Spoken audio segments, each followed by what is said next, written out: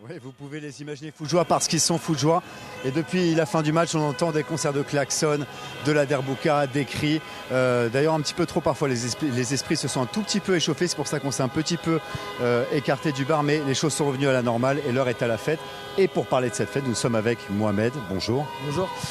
Vous êtes français d'origine algérienne, mais ça ne change pas grand-chose. Le cœur bat pour les Fennecs. Il bat pour les Fennecs. Il bat pour les Fennecs comme il battait pour la France pendant la Coupe du Monde. Mais là, on est super fiers.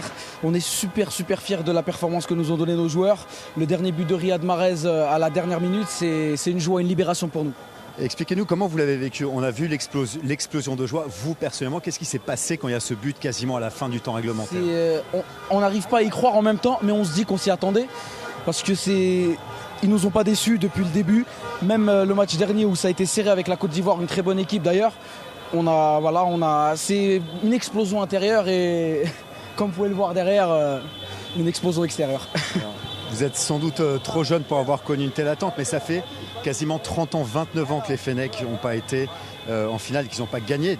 D'ailleurs, le dernier titre remonte à 1990. Est-ce que cette fois, à votre avis, face au Sénégal, ils vont aller jusqu'au bout? Ça va peut-être pas être modeste, mais je dirais oui. Parce que premier match qu'on a fait avec eux, on a gagné. Et là, on est dans une lancée où nos joueurs ils ont pris une baffe face à la Côte d'Ivoire. Du coup, ça les réveille un peu, ça les fait redescendre sur terre. Là, on ressort d'une victoire, donc ça va nous booster encore plus. Et puis voilà, Tahia Jazair, comme ils le disent, et vive la Tunisie aussi. C'est un match qu'on dédie à eux, parce qu'ils viennent de perdre un match et on joue pour tout le Maghreb. Et voilà, on est fiers de les représenter. Et je crois qu'il y a un petit slogan, non? 1, 2, 3.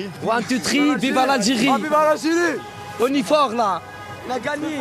Voilà, vous voyez, plutôt forcément contents les Marocains malheureusement qui n'ont pas pu vivre cette CAN comme nous, mais c'est pour la prochaine fois, Inch'Allah.